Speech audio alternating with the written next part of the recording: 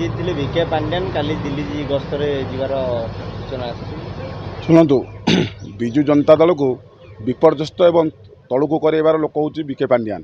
ବିଜୁ ଜନତା ଦଳର ଆଜି ଦେଖିବେ କୋଟି କୋଟି କର୍ମୀ, ଲକ୍ଷ ଲକ୍ଷ କର୍ମୀ ଆଜି ଗାଁ ଗହଳିରେ ସ୍ତ୍ରୀ ଲୋକମାନେ, ମିଶନ ଶକ୍ତିର ଲୋକମାନେ, ଯେଉଁମାନେ ନବୀନ ପଟ୍ଟନାୟକ ଭଲ ପାଉଥିଲେ, ଆମେମାନେ ଯେଉଁମାନେ ନବୀନ ପଟ୍ଟନାୟକ ଭଲ ପାଇକି ଆଜି 20 ବର୍ଷ ହେଲା 25 ବର୍ଷ ନବୀନ ପଟ୍ଟନାୟକ ସହିତ ଅଛୁ ଏବଂ ବିଜୁ ପ୍ରେମୀ ମାନେ, ନବୀନ ପ୍ରେମୀ ମାନେ ଭାରି ମନ ଦୁଃଖରେ ଘର ଭିତରେ ଅଛନ୍ତି। ଆପଣ କାଲି ବହୁତ ଚ୍ୟାନେଲ ଦେଖିଥିଲେ ଗଣମାଧ୍ୟମରେ କେଉଁ ଭଳିଆ ଲୋକମାନେ, ସାଧାରଣ ଖଟିକିଆ ଲୋକମାନେ, ସାଧାରଣ ଚାଷୀ, ଯୁବକ ଏବଂ ଛାତ୍ର, ମହିଳା ସମସ୍ତେ ମନ ଦୁଃଖରେ ଅଛନ୍ତି। ତା ବି କାଲି ଗଣମାଧ୍ୟମରେ ଦେଖାଇଛି।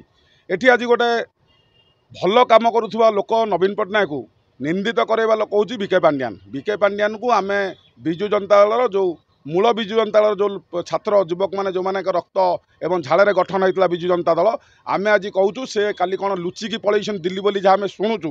ଆମେମାନେ ବି 6 ଜଣ 10 ଜଣ ଯୁବକମାନେ ଟିକଟ କରୁଛୁ ଦିଲ୍ଲୀ ଯିବୁ ଏବଂ ତାଙ୍କୁ ସେଠୁ ଦିଲ୍ଲୀରୁ ଖୋଜିକି କପିଳାସ ଜଙ୍ଗଲରେ ସନ୍ନ୍ୟାସ କରାଇବା ସାରା, କାହିଁକିନା ଆମେ କାଲି କିଣି ଦେଇଛୁ, ଆଜି ଟିକଟ କରିଛୁ ଦିଲ୍ଲୀ ଯିବା ପାଇଁ ଏବଂ ଆମେ ଯେଉଁ କମଣ୍ଡଳୁ ଏବଂ କୌପିନି କିଣି ସାରିଛୁ। କପିଳାସରେ ବି ଜାଗା ଦେଖି ସାରିଛୁ। ଜାଗାକୁ କାଲି ସଫାସଫି କରାଇକି ଆଇଛୁ ଢେଙ୍କାନାଳର କପିଳାସ ଜଙ୍ଗଲରେ। ତାଙ୍କୁ ବିଜୁ ଜନତା ଦଳ ଯେହେତୁ ହାରିଲା ଏବଂ ବିଜୁ ଜନତା ଦଳ ହଟାଇବା ତାଙ୍କର ମୁଖ୍ୟ ଭୂମିକା ଏବଂ ସେ ନିଜେ ଯେଉଁ ମନମନ ଦେଖାଇକି ଯେଉଁ ଚାରିଆଡ଼େ ବୁଲିଲେ ଏବଂ ତାଙ୍କ ଫଟୋ ଦେଖାଇଲେ, ତାକୁ ଲୋକ ଗ୍ରହଣ କଲେ ନାହିଁ। ତେଣୁକରି ଆମେ ତାଙ୍କୁ ନିଶ୍ଚିନ୍ତ ଦିଲ୍ଲୀରୁ ଖୋଜିକି ଆଣିବୁ ଏବଂ କପିଳାସ ଜଙ୍ଗଲରେ ଛାଡ଼ିବୁ ଏବଂ ସାଧୁ ସନ୍ନ୍ୟାସୀ ତାଙ୍କୁ କରାଇବୁ ଏବଂ ସେ ତାଙ୍କ ଜୀବନ ଶେଷ ପର୍ଯ୍ୟନ୍ତ ଓନ୍ଲି ନବୀନ ନବୀନ ନବୀନ ଜପ କରିକି ତାଙ୍କ ଶେଷ ଜୀବନଟାକୁ କରିବେ।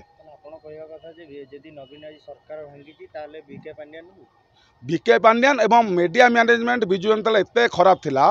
ଯେଉଁ ମିଡ଼ିଆ ମ୍ୟାନେଜମେଣ୍ଟ କରୁଥିଲେ ଯେଉଁ ଲୋକ ମାନସ ମଙ୍ଗରାଜ ଯେ 2009 ମସିହାରେ କଂଗ୍ରେସ ଦଳରେ ଚିଲିକାରେ ଠିଆ ହୋଇଥିଲେ, 1100 ଭୋଟ ପାଇଥିଲେ। ଏ 1100 ଭୋଟ ପାଇବା ଲୋକ କେଉଁ ବାଟେ ଗଳା ବାଟରେ ପଶି ଆସି କାଗଜ ବାଘ ପିନ୍ଧି ସିଏ କହିଲା ମୁଁ ଏବଂ କେଉଁ ବାଟେ କାହାକୁ ବୁଝେଇ କେଉଁ ଅଫିସରମାନଙ୍କୁ, ସେ ଅଫିସରମାନଙ୍କୁ ବୁଝେଇ ତାର ଏବଂ ଦଳର କେଉଁ ଲୋକକୁ ଧରିକି ଗୋଡ଼ ହାତ ଧରି ସିଏ ତାର କାର୍ଯ୍ୟକ୍ରମ କଲା ମିଡ଼ିଆକୁ ମ୍ୟାନେଜ। କାରଣ ତା ରକ୍ତରେ ବହୁଥିଲା କଂଗ୍ରେସ, ତା ଦେହରେ ବହୁଥିଲା କଂଗ୍ରେସ। ସିଏ ତେଣୁକୁ ତା ଜୀବନରେ 2018 ମସିହାରେ ସେ ଲୋକ ମାନସ ମଙ୍ଗରାଜ ନବୀନ ପଟ୍ଟନାୟକର କୁଶ ପୁତଳିକା ଦାହ କରୁଥିଲେ। ସିଏ କେମିତି ନବୀନ ପଟ୍ଟନାୟକ ବିଜୟଟାକୁ ଘର ଭିତରେ ଗ୍ରହଣ କରୁଥିବେ କି? ଆମମାନଙ୍କୁ ବାଧୁଛି, ଆମମାନଙ୍କ ରକ୍ତ ଗରମ ହେଇଯାଉଛି। ନବୀନ ପଟ୍ଟନାୟକ ଆଜି ତଳକୁ ପଳେଇଲେ। ନବୀନ ପଟ୍ଟନାୟକର ଗୋଟେ ମଳି ଲାଗିଲେ ଆମକୁ ବିରକ୍ତି ଲାଗୁଛି କି ଖରାପ ଲାଗୁଛି, ଦୁଃଖ ଲାଗୁଛି।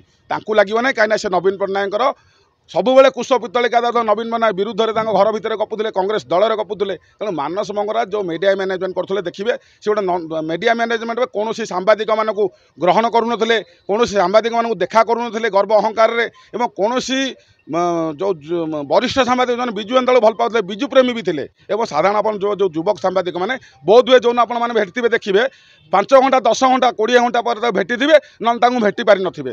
ଏଇ ଯେଉଁ ଅବ୍ୟବସ୍ଥା ଭିତରେ ଠିକ୍ ସେ ତାଙ୍କୁ ପ୍ରଚାର ପ୍ରସାର ନବୀନ ପଟ୍ଟନାୟକର ଯେଉଁ କାର୍ଯ୍ୟକ୍ରମ, ଲୋକାଭି କାର୍ଯ୍ୟକ୍ରମକୁ ପ୍ରଚାର ପ୍ରସାର କାର୍ଯ୍ୟକ୍ରମ ହେଇପାରିଲା ନାହିଁ।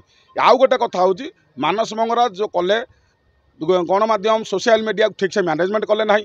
ସିଏ ଖାଲି ସରକାରଙ୍କ ଆଡ଼ଭାର୍ଟାଇଜକି ନେଇକି ତାଙ୍କ କେମିତି ପକେଟ୍ ଗରମ କରିବେ, ତାଙ୍କ ବ୍ୟାଙ୍କ ଆକାଉଣ୍ଟ ଗରମ କରିବେ, ସେ ନନ୍ଦିଘୋଷ ସକାଳ ପେପର ନାମରେ କୋଟି କୋଟି ଟଙ୍କା ହଡ଼ପ କରିନେଲେ। ଏବଂ ଆପଣ ଦେଖିବେ ଆଉ ଗୋଟେ ଅରୁଚିକର କଥା ଦେଖାଉଥିଲେ, ପ୍ରତ୍ୟେକ ଶନିବାରେ ପାଣ୍ଡିଆନ ଯାଉଥିଲେ ଜଗନ୍ନାଥ ମନ୍ଦିର। ଆମେ ତ ଦିନକୁ ଜଗନ୍ନାଥଙ୍କୁ